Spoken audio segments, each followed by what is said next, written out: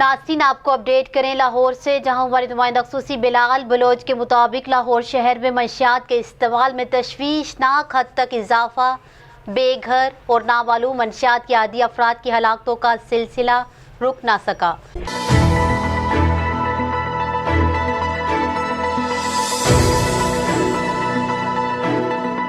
अक्टूबर में 52 बेघर और नामालूम मंशियात की आदी लाहौर की सड़कों और फुटपाथ पर जिंदगी की बाजी हार गए। लावारिस और बेघर अफराद की लाशें फुटपाथ, पार्क्स और सड़कों के किनारे मिली। अक्टूबर में एक रोज़ में 10 बेघर और नामालूम अफराद की लाशों को दफनाया गया। ड्रग एडवाइजरी ट्रेनिंग हब ने नशाई अफराद की हलाकतों और दिगर मसाइल पर माह अक्टूबर की रिपोर्ट जारी कर दी, जबकि रिपोर्ट कंसल्टेंट इंसदाद मंशियात मुहिम सैयद जुल्फ़कार हुसैन ने पेश की।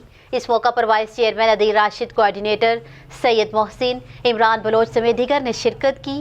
कंसल्टेंट इंसदाद मंशियात मुहिम सैयद जुल्फ़कार हुसैन ने बताया कि क्रिस्टलाइज हीरोइन इंजेक्शन के रुझान में कमी ना हो सकी। मिडिल क्लास में गुटखा, कोकेन, हशीश समेत पार्टी ड्रग्स LSD का इस्तेमाल जारी है।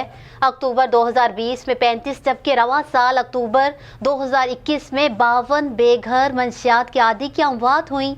सैयद जुल्फ़कार हुसैन ने कहा कि लाहौर शहर में मंशियात के रुझान को कम करने के लिए कोई भी पॉलिसी नहीं है और तलबा के हेल्थ प्रोफाइल की तैयारी में तालीमी इदारों के सरबराह गैर संजीदा रहे।